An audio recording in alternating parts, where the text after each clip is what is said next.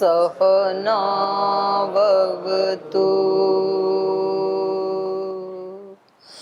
सहनौ भुनक्तु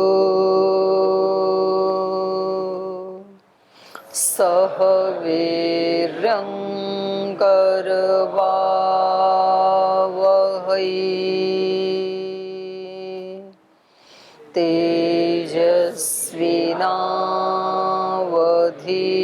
तेजस्विनावधीतमस्तु मा विद्विषावहै।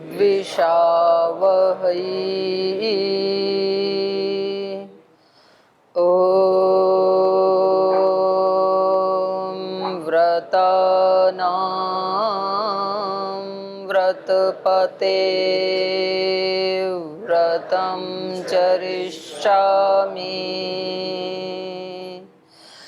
तच्छकेयं तन्मे राध्यताम् इदमहमनृतात् सत्यमुपैमि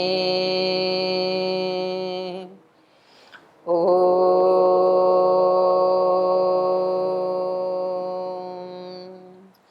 शान्ति शान्ति शान्तिः।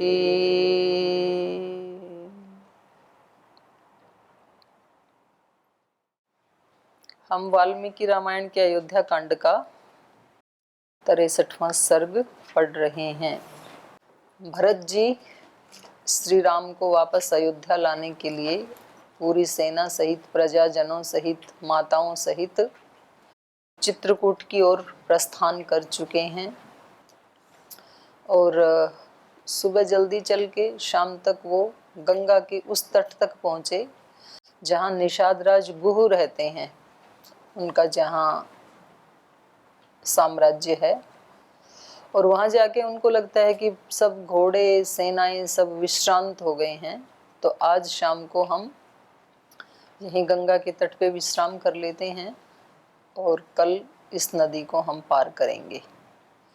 और उसी समय क्योंकि जो निषाद राज हैं वो बहुत ही सावधानी पूर्वक अपने राज्य का संचालन करते हैं, क्योंकि नदी है, इधर जंगल है, तो जो नदी जंगल के किनारे रहते हैं तो उनको एक्स्ट्रा अलर्ट रहना होता है, अतिरिक्त सावधानी उनको रखनी पड़ती है। तो उनके सैनिकों ने उनको बता दिया कि ये अयोध्या की सेना है, चतुरंगिणी सेना, और यहाँ आकर इन्होंने डेरा डाल लिया है। तो उनके मन में भी एक आशंका होती है, उनको लगता है कि कहीं भरत जी श्री राम के ऊपर आक्रमण करने तो नहीं जा रहे हैं, क्योंकि ये पद आदि का, राज्य आदि का नशा ऐसा ही होता है कि व्यक्ति उसमें कर्तव्य अकर्तव्य सब भूल जाता है। किसी के पास बहुत ज़्यादा धन ऐश्वर्य आ जाए, बहुत किसी को पद प्रतिष्ठा प्राप्त हो जाए, तो प्रायः उस व्यक्ति का चाल चलन बोलचाल वो चेंज हो जाते हैं। कुछ ही होते हैं जो उसमें भी अपनी जड़ों से जुड़े रहते हैं। तो इनको लगता है कि इतना ये चक्रवर्ती साम्राज्य प्राप्त करके भरत जी के मन में कहीं ये ना आ गया हो कि भाई ये तो 14 साल के बाद फिर आ जाएंगे वापस और मेरा राज्य मेरे से वापस ले लेंगे, क्योंकि 14 ही साल की तो बात है। तो क्यों ना उनको वन से भी हम अलग कर दें, क्यों ना उनके ऊपर आक्रमण करके और उनको सदा सदा के लिए अलग कर दें, ऐसा भी मन में आ सकता है। ऐसा इनके मन में आया, निषाद राज के मन में, कि ये कहीं आक्रमण करने के लिए तो नहीं जा रहे हैं। तो देखो ये मन ऐसा है कि कई बार ये निराधार भी नेगेटिव सोच लेता है, कभी तो आधार सहित सोचता है, कोई आधार होता है उसका।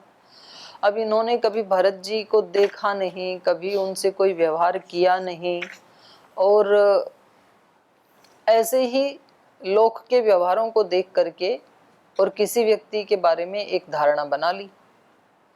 तो हम सबका मन ऐसा ही होता है। कई बार हम किसी व्यक्ति के बारे में जानते नहीं हैं, पर हमें ये पता है कि ये व्यक्ति बहुत धनवान है, तो हमारे मन में ये आता है कि जरूर ये गरीबों के प्रति उपेक्षा भाव रखने भी वाला भी होगा, जरूर ये घमंडी भी होगा, अभिमानी भी होगा। तो ऐसे ऐसे हम, क्योंकि हमने कहीं अन्यत्र ऐसा देखा होगा, तो उन संस्कारों के आधार पर हम किसी व्यक्ति के बारे में और किसी ग्रुप के बारे में, जैसे हम कई बार बाहर जाते हैं तो हमारे कपड़ों को देख करके ना कुछ लोग ऐसे समझते हैं कि जैसे ये बिल्कुल बेवकूफ़ हैं गुरुकुल वाले, ये कहीं आश्रम में रहने वाले हैं, लाल कपड़े पहनने वाले, या अर्पिता साथ होती है तो सफ़ेद कपड़े वाले, बोलिए कहीं दीनहीन, कहीं झोपड़ी से निकल के आ गए, उनको ऐसे लगता है। तो वो इस तरह का व्यवहार करेंगे हमारे साथ कि जैसे हमें कुछ भी नहीं पता है। जैसे फ्लाइट आदि में बैठेंगे ना तो यूँ कहेंगे कि आपको ये बेल्ट बांधनी आती है कि सिखाएं। अब उनको कौन बताए कि हजारों यात्रा कर चुके हैं हम, और उनको ये लगेगा कि इनको अंग्रेजी में कुछ भी समझ में नहीं आएगा तो दूसरे को बताते हैं सी डोंट इंग्लिश। अब उनको कौन बताए कि भाई तुम्हारे जितनी अंग्रेजी तो हमने 30 साल पहले ही पढ़ के छोड़ दी थी। तो हम ऐसा एक वो अपना मानस बना लेते हैं। अध्यापक ऐसे होते हैं, वकील ऐसे होते हैं, डॉक्टर ऐसे होते हैं, सन्यासी ऐसे होते हैं, ब्रह्मचारी ऐसे होते हैं, ऐसे बना लेते हैं। और कभी कभी किसी व्यक्ति के बारे में भी, मतलब हम उस व्यक्ति के पास कभी गए नहीं और दूर से ही हमें ये लगता है कि ये व्यक्ति तो बड़ा घमंडी है, ये व्यक्ति तो बड़ा अभिमानी है, लगता है ये व्यक्ति तो बिल्कुल ही मूर्ख है, और हो सकता है कि वो बहुत ज्यादा पढ़ा लिखा हो। तो यहाँ गुह के मन में भरत जी के प्रति एक नेगेटिव भावना आ गई, नकारात्मक सोच आ गई। तो मन हमारा ऐसा ही है, वो कभी नेगेटिव भी सोचता है, कभी पॉजिटिव भी सोचता है। और कभी कभी ऐसा भी होता है कि जिनके बारे में पॉजिटिव सोचते हैं वो कुछ और ही निकलते हैं, और कभी कभी ऐसा भी होता है जिनके बारे में नेगेटिव सोचा था वो बहुत अच्छे भी होते हैं, जैसे कि भरत जी ही हैं। तो हमें, जैसे मैंने कई बार बताया है, एक बहुत बड़े सन्यासी हुए हैं पूज्य स्वामी निर्मलानंद जी महाराज। तो 12 साल वो मौन रहे एक पहाड़ के ऊपर, कर्नाटक में एक स्थान है BR हिल्स, वहाँ अपना भी एक छोटा सा आश्रम है। ये कोरोना काल से पहले तो मैं हर साल वहाँ पर 10-15 दिन जाती थी जब छुट्टी होती थी, लेकिन अब की बार तो छुट्टी नहीं मिली। कोरोना में वैसे बाहर नहीं जाने दिया तो गए नहीं 2-3 साल। और उससे पहले भी मैं 20 साल पहले वहाँ पे उनके सानिध्य में 1 साल रही थी। वहाँ भाष्य आदि पढ़ने के बाद, व्याकरण पूरा पढ़ने के बाद 1 साल के लिए साधना करने की दृष्टि से वहाँ रही थी मैं। तो उनसे एक बार गुरुजी ने पूछा कि आप अपने जीवन का ना हमें सार तत्व बता दीजिए, 12 साल में आपने क्या प्राप्त किया, उपलब्धि क्या है जीवन की। तो उन्होंने 3 शब्द बोले, no demand, no complaint, no judgement. कभी किसी से कोई डिमांड मत रखो, डिमांड रखोगे तो दुख का बीज बो दिया आपने, समझ लो, फल आएंगे। No demand. यहाँ तक कि भगवान से भी डिमांड मत रखो। आपकी जो पात्रता है, जिस समय पे जो मिलना है तो वो अपने आप देता ही है ना, तो उससे मांगने की क्या जरूरत है।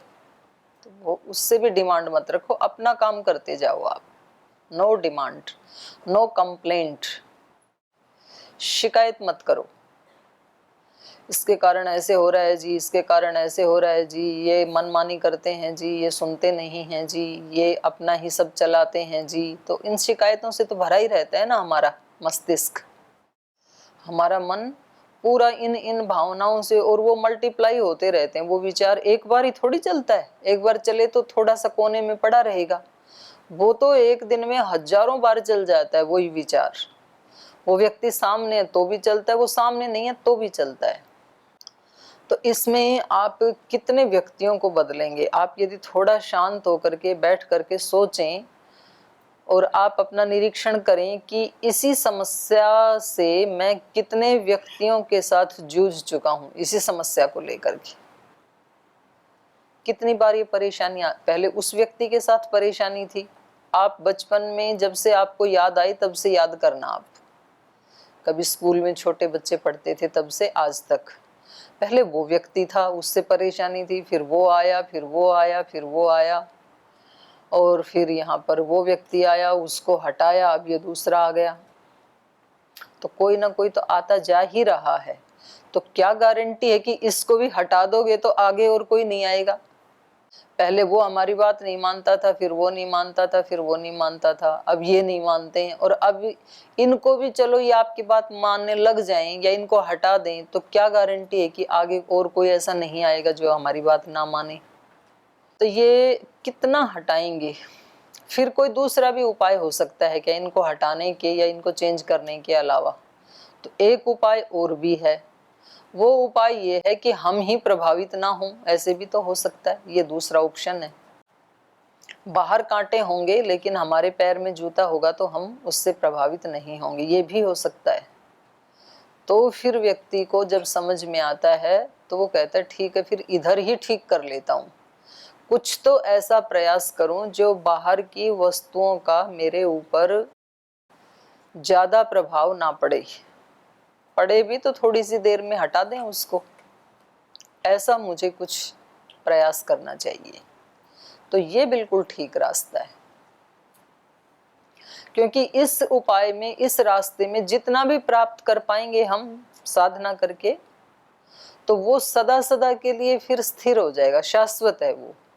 क्योंकि शरीर तो छूट जाएगा पर मन और मन के संस्कार छूटते नहीं हैं यहाँ पे, ऐसा ही हमारे शास्त्रों ने बताया है, वो आगे भी साथ जाते हैं। तो जितनी भी अंश में हमने अपना सुधार किया या अपने संस्कारों का सुधार किया या मन विचार का, भाव का सुधार किया, उतना हमारा सदा सदा के लिए हो गया।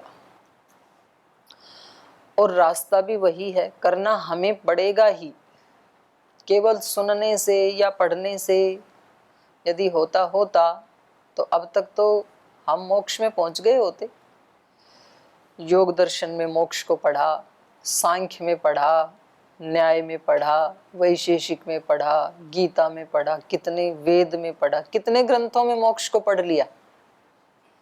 यदि पढ़ने मात्र से होता और दो दो तीन तीन बार पढ़ लिया और किसी ने सुन लिया तो हुआ तो नहीं ना। तो और भी 10 साल सुन लेंगे तो होगा नहीं, पढ़ लेंगे तो भी होगा नहीं। तो वैसा आचरण करना पड़ेगा। साइंटिस्ट बताते हैं हमारे जो हमारा मस्तिष्क है, माइंड है, और जो हमारा ब्रेन है, तो इसका एक इधर का पार्ट है, एक इधर का है, एक इधर का है। तो ये इधर इधर वाले जो है ना, ये तो सुनने से भरते हैं, यहाँ पर सारी सूचनाएं इधर इधर एकत्रित होती रहती हैं, और ये प्रैक्टिकल वाला है। तो ये वाला एक्टिवेट हुआ नहीं और ये पूरा पूरा भरा हुआ है। तो कभी कभी व्यक्ति को मोटिवेशनल स्पीच सुनने की भी आदत पड़ जाती है, एडिक्शन बोलते हैं उसको।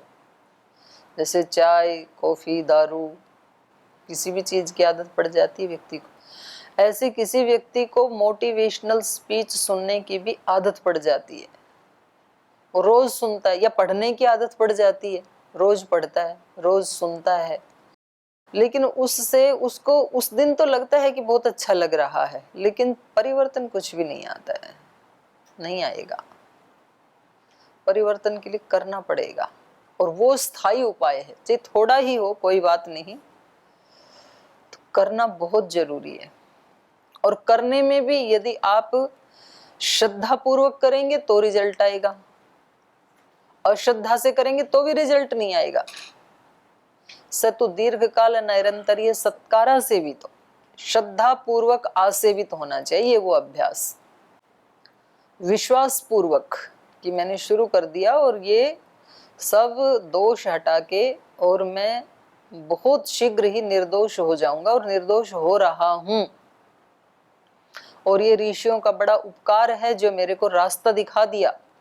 तो एक ग्रेटिट्यूड के भाव में रहना, हमेशा धन्यवाद के भाव में रहना, कृतज्ञता के भाव में रहना कि कितनी बड़ी कृपा है श्रद्धेय स्वामी जी महाराज की, पूज्य आचार्य श्री जी की, कि इन्होंने एक ऐसा इन्वायरमेंट बनाया तपस्या करके यहाँ, तो यहाँ मुझे रहने को मिल गया। नहीं तो एक एक शास्त्र को पढ़ने के लिए मैं कहाँ कहाँ भटकता, किस किस के पास जाता। अब यहाँ एक ही स्थान के ऊपर गीता भी पढ़ने को मिल गई, उपनिषद भी पढ़ने को मिल गई, सुनने को मिल गई, दर्शन भी सुनने को मिल गए, वेद भी, यज्ञ भी करने को मिल गया, प्राणायाम भी करने के लिए मिल गया। नहीं तो प्राणायाम सीखने के लिए किसी और गुरु के पास जाओ, फिर दर्शन पढ़ने के लिए कहीं अन्यत्र जाओ, गीता पढ़ने के लिए कहीं और जाओ, यज्ञ हवन आदि सीखने के लिए कहीं और जाओ। तो ये जो कृतज्ञता का भाव है हमारा, ये बहुत जल्दी उद्धार करता है व्यक्ति का। हर पल व्यक्ति को ये एहसास होना चाहिए कि देखो इन लोगों ने तपस्या की और फल हमें मिल गया। गुरुओं की तपस्या का, साधना का। और यदि हम कहीं अकेले करते, मान लो कहीं नदी किनारे बैठ के, जंगल में बैठ के, तो 10 लोग आते जाते पता नहीं क्या क्या ताने सुनाते। अब यहाँ तो कोई कुछ भी कहने वाला नहीं है, बल्कि उसको अनुष्ठान करते हुए को देख करके अच्छा ही कहने वाले हैं। वो एक श्लोक आता है ना कि जो लोग आते हैं वो अपने अपने ढंग से उस व्यक्ति को वो टैग लगा जाते हैं। कल बताऊंगी, अभी दिमाग से निकल गया। कोई कहते हैं कि चोर है, कोई कहते हैं ढोंगी है। याद आ रहा है आपको? श्लोक स्मरण आ रहा है? चलो जो भी है, तो ये तो होता ही है कि व्यक्ति जंगल में भी अगर बैठ जाए ना, बिल्कुल सुनसान जंगल में, तो वहां भी उसके प्रति कमेंट करने वाले 3 तरह के लोग मिल जाएंगे। उधर से निकल रहे हैं, उनका उससे कोई लेना देना नहीं है, तो एक बोलेंगे कि भगोड़ा है, भाग के आके बैठ गया यहाँ आंख मूंद के। और दूसरे बोलेंगे कि भाई कोई तपस्वी है, तपस्या कर रहा है। और तीसरी तरह के लोग बोलेंगे जरूर कोई चोर होगा, चोरी की होगी और अब उससे बचने के लिए यहाँ आंख मूंद के बैठा है। तो कुछ ना कुछ तो कहते ही हैं लोग। तो यहाँ कम से कम साधना करने के लिए लोग कुछ भी नहीं कहते हैं। और यहाँ भी कह सकते हैं भाई किसी के संस्कार हों तो, जैसे ही आप जो पुस्तक में, शास्त्रों में पढ़ते हैं और वैसा आप अनुष्ठान करने लगते हैं, तो हो सकता है आपके कुछ साथी ऐसे हों, बोले अभी बैठ गए आंख बंद करके, जो करने योग्य काम है वो तो करता नहीं है, सबसे तो झगड़ा करता है, सबसे लड़ाई करता है, नियमों में जाता नहीं है, और अभी आंख बंद करके बैठा है, अभी बन के दिखा रहा है योगी। कमरा साफ करता नहीं है, झाड़ू लगाता नहीं है। कुछ तो कह ही सकते हैं। या फिर उनको ये भी लग सकता है कि भाई हम तो कर नहीं पाते हैं ध्यान, उपासना आदि, और ये भी कर रहा है तो पता नहीं ये कर रहा है कि नहीं। जैसे मेरा चित्त नहीं लगता है उपासना में, ऐसे इसका भी नहीं लग रहा होगा, ऐसे बैठा होगा।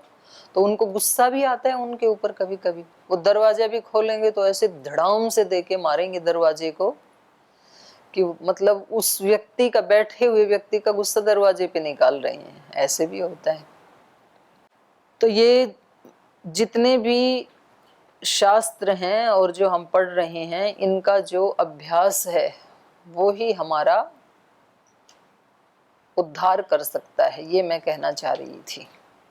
केवल अगर हम केवल पढ़ते ही हैं या सुनते ही हैं तो फिर हमारे अंतःकरण में कोई चेंज नहीं आता है। और फिर चेंज यदि नहीं आता है तो वर्तमान स्थिति अंतःकरण की ये है कि कभी पॉजिटिव भी सोच लेता है, कभी नेगेटिव भी सोच लेता है। विक्षिप्त अवस्था है इस समय हमारी। तो गुह की भी योग की दृष्टि से बहुत अच्छे व्यक्ति हैं, श्री राम के प्रति उनकी अनन्य प्रीति है, लेकिन भरत जी के बारे में एक विचार नेगेटिव आ गया कि हो सकता है ये श्री राम का कुछ नुकसान करने जा रहे हों, ऐसे उनके मन में आशंका आ गई। तो ये हमारा प्रसंग चल रहा है, आज हम पढ़ेंगे इसको। तो पीछे से किसी को कुछ पूछना है? किसी का कोई प्रश्न है? प्रश्नों का कैसे खात्मा हो गया? चलो तो प्रश्न तब तक आप और चिंतन कर लो, तब तक पूज्य स्वामी हरिदेव जी बताएंगे इनको सबसे अच्छी क्या बात लगी। और कल कौन बताएंगे आने वाले कल में भाई? आने वाले कल में बताएंगे विनोद जी बताएंगे। ठीक, कल विनोद जी बताएंगे। नहीं, पहले इसी पंक्ति को चलने दो, ठीक है, सन्यासियों को चलने दो, फिर दूसरी पंक्ति तो पूज्य स्वामी व्यासदेव जी बताएंगे कल, ठीक है भाई जी। ओम। तो श्री राम जी के जो चरित्र है वो तो बहुत विशाल है, उसमें तो बहुत सारी चीज़ें हम लोग कई समय से सुन रहे हैं, तो बहुत सारी चीज़ें उसमें अच्छी लगती हैं। कुछ चीज़ें यहाँ पे, 2-3 चीज़ें यहाँ पे रख रहा हूँ। तो श्री राम जी के विषय में आया है कि सतु नित्यो प्रशांतात्मा मृदु पूर्वम प्रभाषते, हमेशा मृदुता से ही वो बोलते हैं, कभी भी कठोरता से बात नहीं करते। और नो उच्यमानोपि परुषम नोत्तरम प्रतिपद्यते, यदि कोई उनसे कठोरता से कोई बात कहता है तो वो कभी भी उसका कठोरता से उत्तर नहीं देते, उसका समाधान भी वो मृदुता से ही करते हैं। तो हमें ऐसे मृदुता को धारण करना चाहिए, हम कठोरता से उत्तर ना दें। कोई कठोरता से बोलता भी है तो हम मृदुता से ही समाधान करें। ये तो मतलब जागृत चित्त की अवस्था है कि वो ऐसा कर पाता है। यदि हम अपने चित्त के प्रति सजग हैं तो हम इस पे थोड़ा ध्यान दे पाएंगे, थोड़ा धीरे धीरे ये फिर बढ़ता है। और उनके विषय में आता है कि न वनम गंतु कामस्य त्यजतश्च वसुंधराम सर्वलोकातिगस्यैव लक्ष्यते चित्त प्रक्रिया। जब वो वन को उनको जाने के लिए कहा गया तो उस समय उनका ये राज्याभिषेक होने वाला था, तो सारा राज्य ही उनसे छूट रहा था। तो एक तरफ तो ये संपूर्ण राज्य का सुख, दूसरी तरफ वन जाने का एक कष्ट। लेकिन इन दोनों ही स्थितियों में लिखा है महर्षि वाल्मीकि जी ने कि सर्वलोकातिगस्यैव, जैसे कोई महान योगी होता है जिसने सारे लोकांतरों का अतिक्रमण कर लिया है, क्योंकि वो अपने चित्त पर नियंत्रण पा रखा है, भगवान का साक्षात्कार कर रखा है, तो उसकी भांति उनके अंदर भी किसी भी प्रकार की हलचल नहीं होती। ये तो पूज्य दीदी जी बार बार हमें इसका स्मरण कराती हैं कि हमारे अंदर भी ऐसी समता है कि हम कभी भी हर परिस्थिति में अपने को सम रख सकें, जल्दी से उद्विग्न ना हो। कोई भी बात आए तो उस पर विचार करें, इसके बाद उसका उत्तर दें। तुरंत कभी भी उत्तर क्रोध में नहीं देना चाहिए। और एक बात यह है कि कोई भी स्थिति हो, श्री राम जी हमेशा संध्या उपासना दोनों समय करते थे, तो हमें भी ततश्चिरोत्तरा संगो उत्तरा संगः संध्यामन्वास्य पश्चिमाम। जब वो निषादराज गुहु के यहाँ पहुँचे थे उस समय वो बहुत थक गए थे, क्योंकि लंबी यात्रा करके गए थे। तो वहाँ पे भी उन्होंने शाम के समय पहुँचे थे तो वहाँ सबसे पहले उन्होंने अपनी संध्या आदि भी की थी, इसके बाद ही विश्राम किया था। तो हमें हर परिस्थिति में अपनी संध्या उपासना करते रहना चाहिए।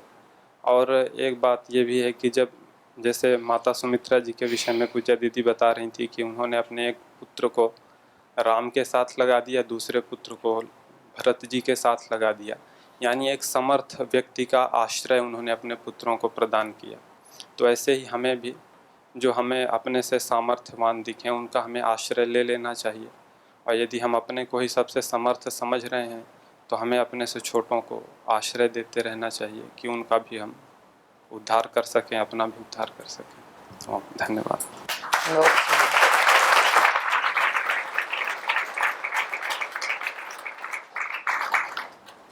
बहुत सुंदर चिंतन किया है स्वामी जी ने।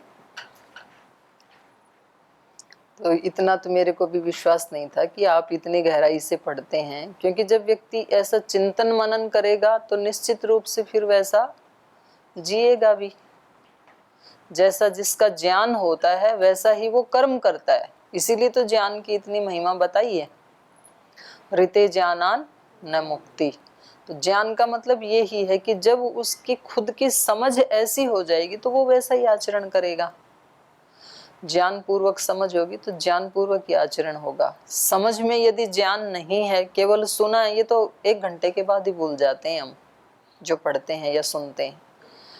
असली जो हमारे अंदर की जो समझ है उसके अकॉर्डिंग ही हमारे व्यवहार होते हैं। तो बहुत सुंदर इन्होंने 4 बातें निकाल के लाई, उसका मंथन करके। ये तो सागर जैसे है रामायण, तो तो जैसे सागर का मंथन करके देवताओं ने 14 रत्न निकाले, ऐसे रामायण का मंथन करके आप जितने यहाँ भाई बहन हैं उतने रत्न निकल सकते हैं, और फिर भी इसमें और बच जाएंगे, इतना इसमें है। क्योंकि इसका तो हर एक श्लोक अपने आप में एक दर्शन है। बहुत सुंदर स्वामी जी ने मंथन किया। और इनके बारे में ना कई बार मेरे मन में आता है, तो फिर मैं कभी बताया नहीं इनको, आपको भी नहीं बताया। तो मुझे ऐसे लगता है, किसी किसी को देख के ऐसे लगता है कि ये जरूर एक बार मतलब आगे आने वाले समय में एक बहुत अच्छे ऋषि बनेंगे। जैसे किसी किसी के बारे में, श्री अरविंद जब बड़ोदरा में पढ़ते थे तो उस समय के उनके चित्र देखें और इस समय पूज्य स्वामी हरिदेव जी का चित्र देखें तो आपको लगेगा बिल्कुल मिलता है वो। बस उनका रंग थोड़ा सांवला था, इनका थोड़ा निखरा हुआ है, गोरा है, बस इतनी सा ही अंतर है। तो कभी कभी जो आत्माएं आती हैं ना, तो फिर लोग मिलाते हैं, इनका चेहरा उनसे मिलता है, तो कभी कभी वो ही आत्माएं आ जाती हैं अगले जन्म में। तो ऐसे एक व्यक्ति के बारे में मैं नहीं कह रही हूँ, आप में से भी बहुत सारे हैं। तो ऐसे मैं बताती तो नहीं हूँ, आज प्रसंगवश आ गया तो मैंने बोल दिया।